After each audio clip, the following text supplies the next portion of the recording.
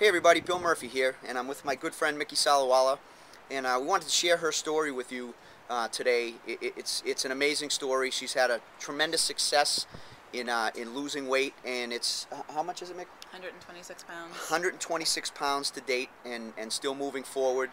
And we wanted to share that with you, kind of tap into the mindset of what it takes to lose 126 pounds, or 26 pounds, or 5 pounds, or whatever it may be. There is a certain mentality that has to come into play for people to do that. So, Mick, what was your life like before the weight loss? Oh, I was miserable. I sat on the couch all the time. I was unmotivated, didn't want to do anything, hated going to the gym, didn't like any type of exercise whatsoever, and was just miserable. I didn't feel good at all. I was always tired, and I couldn't even walk up a set of stairs without being tired. It was awful. Okay. It was awful. And I think that's a common story for most people. They don't like what they see in the mirror. They don't like the way that they feel. Right. You talked about not liking exercise, and I'm pretty confident that has changed. Absolutely. So that should tell you too that that's not a personality trait that you No. don't like exercise. Is No. that you weren't in condition, you weren't in a place where you could enjoy exercise. Right. And so I guess that leads me to my next question: is how has your life changed since then, since that moment? It's changed drastically because I work out every single day now. I go to the gym 7 days a week. I go to your boot camp 4 days a week, which is huge. And it's just changed my whole life. Exercise has changed my whole life. Okay, and change it how? How do you, when you look in the mirror now, what's the change from what you see now and how you feel about what you see as compared to a year ago? Back then I was 126 pounds heavier and wasn't, like I said, wasn't motivated. Now I'm so motivated. I want to work out every day. If I miss a boot camp, I don't like it. It drives me crazy. I want to make sure I'm at boot camp every single time there is one. And it just makes me feel better. Right. Self-confidence is better? Absolutely. I have a lot of motivation. I have a lot of self-confidence. I feel very good. How about clothing? Oh my God. I've gone down, 10 pant sizes since I started? It's crazy. And I'm still dropping. Just from the boot camp, I'm losing tons of inches. Right. Tons of inches.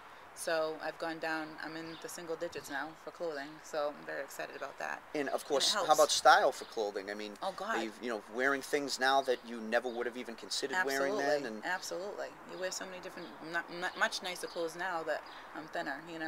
Where back then, I felt like I was wearing old lady clothes. And I'm watching you. There's a little smile coming when you go to say these things, and that's pretty cool. It's exciting. Too. It's exciting. I love shopping. So what made you decide? Like, some people just have an epiphany. They wake up one morning and they just aren't going to take it anymore, and they move forward. Other people have some type of major event that happens in their life, whether it's they go to the doctor and the doctor scares them, or somebody says something off color to them that really struck a chord. I mean, what was it with you that caused you to make this change? Well, I was known as the person that started every Monday. Because I said it all the time, I'm starting Monday. So my family used to joke around and say, oh, it's Monday's coming up, you starting your diet? And I would start it for a day, and then I would be done. I would be back on, on the losing track again.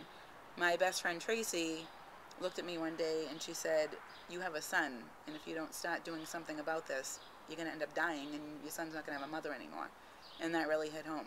It really hit home with me, and it scared me. It scared the heck out of me. I can't imagine my son not having me around. Okay. So it really hit home, and that's why I started it. So you can look in that camera right now, and what do you want to say to Tracy? I love you.